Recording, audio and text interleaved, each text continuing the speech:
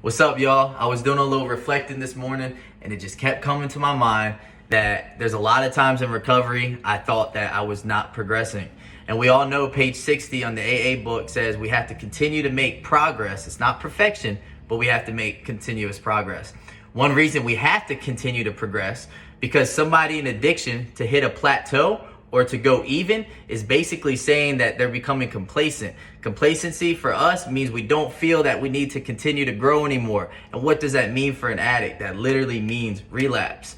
So relapse prevention, you could say, is that we need to continue to progress.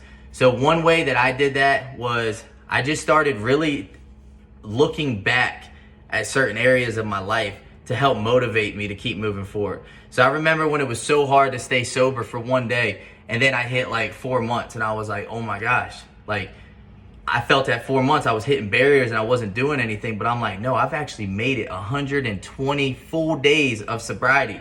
That's a huge measure for success. So I just wanted to encourage everybody to maybe start looking at some areas they can track their progress. What are some goals that you have? What are some things with your relationship with God that you can put little things towards? I know that's one of my biggest things, my relationship with God. Every single day, I take little actions towards that relationship with God. I do an awakening. I listen to like praise and worship music throughout the day. And then I try to keep myself around other people of God. Then at the end of the day, I check myself with God and I check me. If I'm doing that, I'm continuously growing. I also notice that I keep overcoming more things than just my old addictions of drug use. I'm overcoming things like smoking cigarettes. I remember over a year ago, I quit smoking cigarettes, and I was able to overcome that through my relationship and my empowerment and things of God, and also the people I was surrounding myself with.